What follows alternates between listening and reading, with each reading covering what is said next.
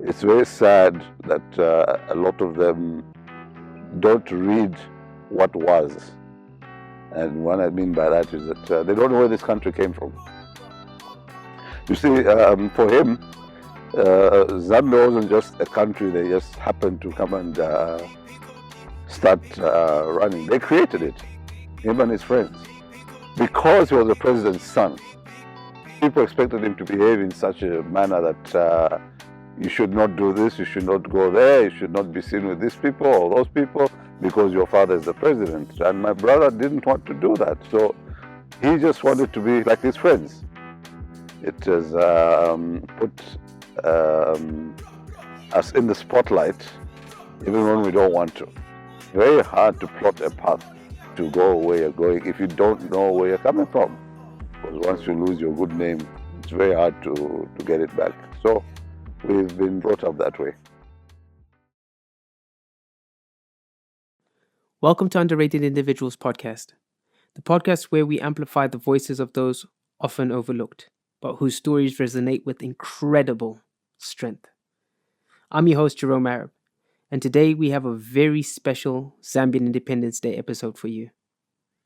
We're honored to have with us Mr. Kaweche Kaunda, son of Zambia's first president, the late Dr. Kenneth Kaunda. As we celebrate our nation's independence, we'll be exploring a unique perspective on one of Zambia's most iconic figures, not through the lens of history books, but through the eyes of a son who lived it. Mr. Kaunda, Uncle Kaweche, thank you for joining us today and for your willingness to share your story. Many Zambians, Africans, know you as the son of our first president, but there's so much more to your identity. Could you tell us about Mr. Kaweche Kaunda, the individual, beyond the famous last name? That surname, unfortunately, is not something that we choose. We were born into it. And all the time we were growing up, as you mentioned, Kaweche Kaunda, son of the first president, but that is not how we grew up as children of the president. We were brought up to think of ourselves as just an ordinary person. Unfortunately, it's just those who were around us that treated us different because that's how they looked at us as president's children. But we ourselves, we tried best we could just to be like our friends. There was nothing that we thought is special about us. And growing up, of course, my father always made sure that he reminded us that Zambia had one president at a time, and at that time he was the president, and it ended there. And his presidency did not come with little presidents running all over State House, meaning us ourselves. We were his children, and that was it. And we were just like anybody else. So that's how we were brought up. In terms of myself,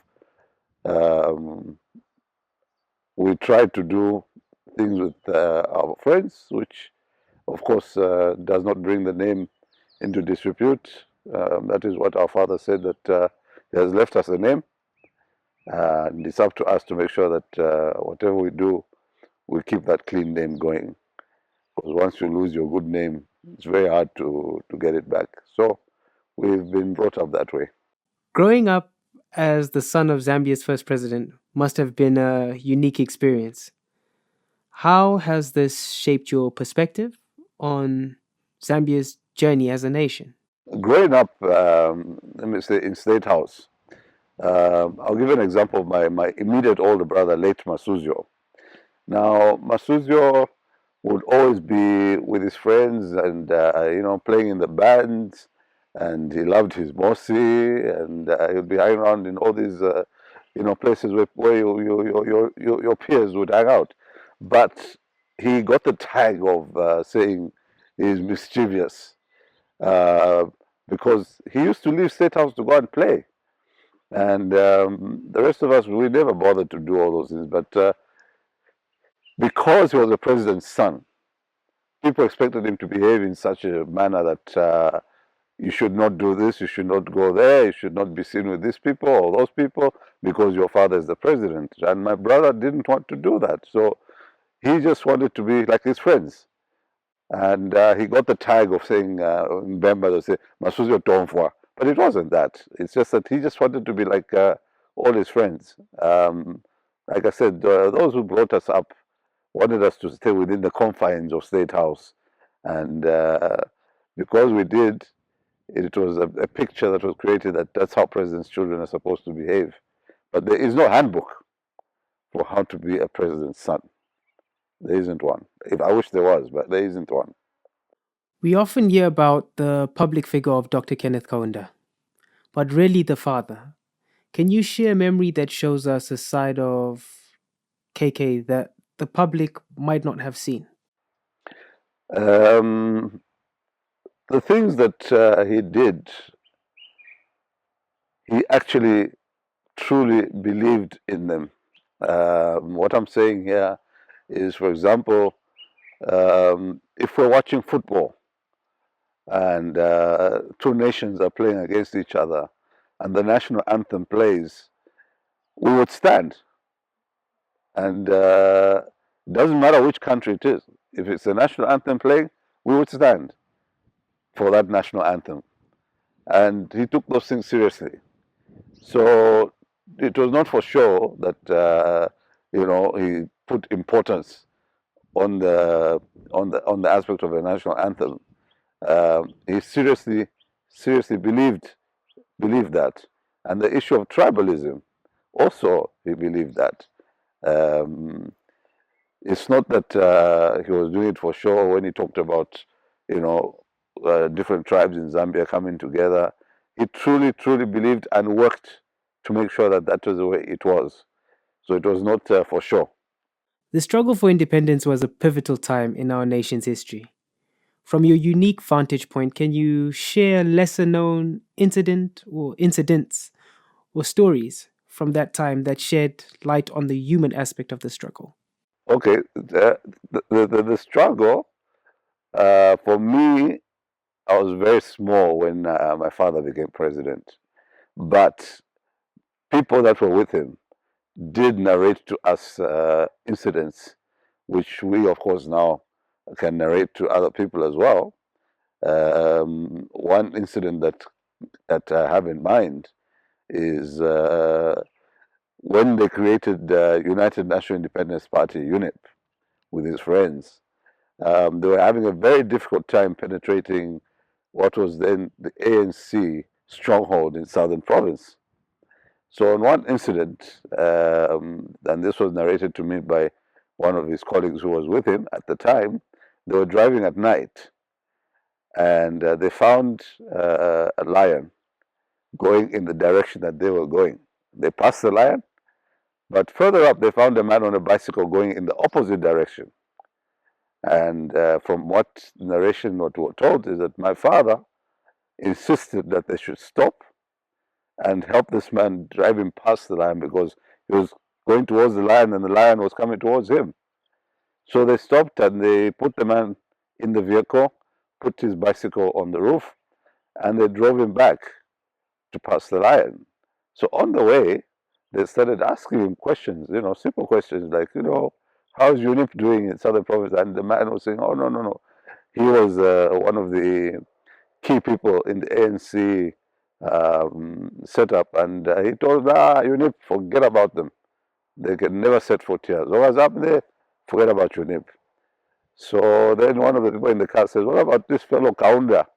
He says, as for him, he shouldn't even set foot here. Because if he sets foot here, we'll sort him out. We'll show him what it is to be ANC. So eventually, after they passed the lion, they dropped him off, and one of the people in the car said to him, man, when he was thanking them all, said, thank you, people are very good, bless you. One of them said, okay, that man sitting in the front there, do you know him? And he went, looked at him and said, no, I don't know him. You've never seen that man? He said, no, I've never seen him. So he says, well, that man is the one who said we should stop and help you to take you beyond the lion. So he started thanking this man. No, thank you very much. I would have met with that lion, who knows what would have happened to me. Then someone says, by the way, that same man you're thanking there, that is Kaunda. Which Kaunda? Is the same Kaunda saying should not come here. That is him. So the man says, no, no, no, no, no. If that's the case, the way people have behaved, from today on, I am UNIF. I am not going to mince my words. I'm standing as UNIF, and I will see what I can do to help you guys penetrate this side of things of this country. And for sure, that man lived to his word to help them to start making inroads over that side there. So those things people usually don't know, and even the old man never talked about it. I heard this from one of the people who was there with him at the time, but he never talked about those things. Living in State House must have been an extraordinary experience. How did it shape your understanding of power, privilege, and responsibility? Um, you see, for us, State House was just a home. We never looked at it that I live in State House, or whatever pictures that people had, of the impression that people had out there about State House. To us, it was just home. You have to remember that when my father became president, I was very young, and to me, it was just another home. So it was nothing special. So as we grew up, of course, one starts to realize that, oh, okay, it's not actually a normal Zambian way of living. This is something because of our father's job. But even then, we never took it that this was a permanent home. As we grew up, we knew that one day we're going to leave this thing. Somebody else will come in here. And as we became adults, each one of us would move from there and want to live our own lives. So it's not like the whole family lived there. Those of us who were still in school and hadn't yet started our own lives lived there. But once we started our own lives, we moved and went to live on our own outside. You see, like I said, when my father became president, I was very young. I didn't even know what president was. Because a lot of people think that we came from Chilenje to State House. It was not like that. When we were in Chilenje, my father became a minister and we moved to what is now Prospect Hill. Okay? And from Prospect Hill, my father became prime minister. And from prime minister, that's when he became president. And this is the time I'm saying that a lot of people don't know the history. They think that from Chilenje straight to State House. It wasn't like that. They don't even know that he was an MP from Kushi. He was member of parliament from Kushi. And from there, he was minister of local government, if I remember correctly. But these things happened when he was small. So when he moved to State House, some of us didn't move with him. We stayed at the house where we were staying. And I remember my brothers talking about, dad is gone and mama's gone, and they're never coming back. So to me, my day-to-day life hadn't changed, so it didn't matter that they were not coming back. I didn't care because I didn't understand what was going on. But he had gone to take over the helm of being president of the country, and we didn't go right away with him. We went a month or two later on. That's when we moved. And I remember the day we moved to State House. I remember that day very clearly. And when we got there, saw mom, dad wasn't there, saw mom and said, so this is where they moved to, where they're never coming back from. Fine. It wasn't like, oh, wow, they're here and this. I said, no, to us, no, this is where they are, fine. So it started getting dark. I went to my mother and said, hey, it's getting dark, we should go home now. So she says, what do you mean go home? I said, no, but home, this is where you're staying. We need to go back where we're staying. She said, no, no, no. From now on, you guys are going to live here. So that is how I remember moving to State House. It wasn't like people came to tell us, no, your father is now the president. This, they didn't even know what it was. Okay, but as we grew and we began to understand what president was, I think my father realized that there's certain things which are now coming into us, and it was not from him, but from those who looked after us. So he made sure he told us, look, guys, I am the president. It ends there. You guys are not little presidents all over State House. No, I don't want to see that behavior. So we always had that in mind, that president was dad. We were just like our friends. For example, they used to take us, when he arrived from a visit, they'd come and take us out of school, bring us home, change, and then take us to the airport to receive the old man. So this happened for a while, and then they said, look, how come every time I come from these guys are not in school, they're on holiday? What kind of school do they go to where they're always on holiday? So somebody said, no, no, no, sir, I will actually take them out of school to come. He says, no, don't do that. Leave them in class with their friends. So they stopped taking us there. But you see, that's why when I say the way they treated us, it was, these are president's children, the president is arriving, he must be at the airport to receive him. But he didn't like that. It was not him who had wanted that. But those who were watching probably thought that's what he wanted. So he put a stop to that. And when we were having a birthday, for example, we said, no, Dad, I want to have a birthday party. Okay, fine. We'll ask the housekeeper to arrange the party for you. So you go and you're inviting this one, inviting that one, inviting that one. But when the party comes, everybody's there, even those you didn't invite. Because he didn't want us to have a situation where only some people were invited to State House, others were not. So if there was a party at State House for one of us, all the classes, so if there were 2 grade 5 classes, both classes were there, including our teachers. So that's how he brought us up. We were not supposed to choose that this one will come, that one will come. No, we were taught that everybody, if you're going to have a party at State House, everybody will come. So that's how we were brought up. So when we were adults, he kept an eye in terms of whatever tried activities we got involved in. If I, for example, wanted to get into some business venture with somebody, that person would be quietly looked at by his people, and they'll tell him, no, sir, we don't think that person is the right person for your son to be involved with. And the old man would call me, and he wouldn't say, don't do it. He would give me the reasons and say, this one, this is what we know, this is, so I don't think you should go down that path. So that's how we grew up, and that's how we lived. So your father's long tenure as president is often debated. As someone who witnessed it firsthand, what insights can you offer that might challenge or nuance the common narratives about this period? His tenure in office. Well, whatever one might want to say concerning his tenure in office, one, the Constitution allowed it, and it didn't allow it for the period. They said it was every 5 years. So they did go to elections every 5 years. And one thing which I must emphasize is that when Zambia started off at independence, it started off as a multi-party country. And then we went to one party, and then back to multi-party. But a lot of young people don't realize, they think multi-party started in 1991. Not that that is not the case. Independence, Zambia was a multi-party state. So there were periods of elections which he contested, and he won. Whether one wants to argue about what kind of elections they were, that's for them to debate. But the country did go through a period of every 5 years there was an election. After leaving office, KK continued to be involved in Zambia's development. What drove him, and how did his vision for the country evolve? You see, for him, Zambia wasn't just a country they just happened to come and start running. They created it, him and his friends.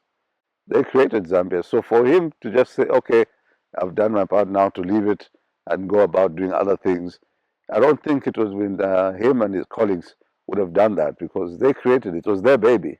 So they had to make sure that they got involved at whatever stages the country was going to go through from there on in.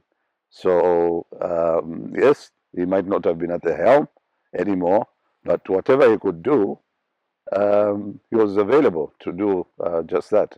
And that is even when he handed over the office to the incoming president, he took him around and showed him and told him, look, I'm at your service. If you need me, I'm at your service. Anytime you need my help, I'm available. So, that's something that they built this country. So it was not just going to be for them to just walk away from it. They could not do that. As the son of such a prominent figure, you've likely faced unique challenges and pressures. How have you navigated these, and what have you learned about forging your own path? What I can say is that him having been the first president, it has put um, us in the spotlight, even when we don't want to. I had hoped in 1991 when he left State House, that perhaps now, we'll be free to go about our business and do what we like. But here we are, I don't know, 30 something years later, we're still being called upon to go and represent his name at this function or that function. And even to this day, people still want to come and ask about him. So I thought, it was all going to end at that time, at least as far as the family was concerned. For him, of course, we understood that people will always want to talk to him, or to question him, and ask him various things. But I thought with the family, it was kind of, we'll be left alone. But that hasn't been the picture. So he reminded us so many times that he did not dip his hands into the coffers of the Zambian treasury, but he left us a name. And with this name, if we used it properly, we'd be able to make sure that we lived good lives as long as we kept the name clean. So 1991 changed just simply the venue, but in terms of how people looked at us, it really didn't change that much. Reflecting on Zambia's journey since independence, what do you think are some underappreciated aspects of our nation's story that deserve more attention? I think the fact that he wasn't alone. There are many people who he worked with who I think this nation really should should say thank you to, um, because what has happened obviously is that when things go wrong as the head, you get the blame, and he never said, no, it wasn't me, it was this minister who did. He took the blame, but even though some of the things that were being done, it was not his decision. It was maybe a decision of others that worked with him. And when things were done right, of course, the thank you and praises went to the collective. So he didn't give it. No, no, no. It was because of me that this happened. But sometimes it was his decision for some of the things to happen. But as head, he understood, right or wrong, he would need to be in the forefront of either the blame or the thanks. But he did try to emphasize that he wasn't alone in terms of whatever they did for this country. Looking to the future, what lessons from your father's life and leadership do you think are most relevant for Zambia today? Especially for younger generations who didn't experience his presidency directly.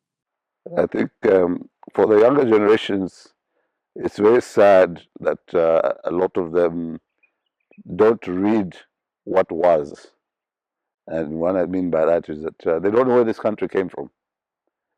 And it's very hard to plot a path to go where you're going if you don't know where you're coming from. So a lot of them just know that Kaunda was the first president. If you ask them who the first vice president was, they don't know. Ask them who the cabinet was, they don't know. But those are important people. That's what I'm saying. That he didn't work alone. Kaunda was the president, yes, but he wasn't alone in terms of running this country. But you hear all sorts of things, and he used to take the blame, and also say that Kaunda was this, he was that, he was that.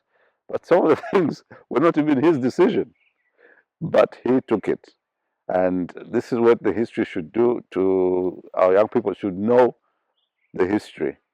I gave an exchange with some students at one of the universities, and the things I told them, after a while, some of them came to say to me, so you mean these people who are in office now have been lying to us? So I said, no, it's not that they're lying to you, just that you don't have the opportunity to find out what the truth is and where you've come from as young people.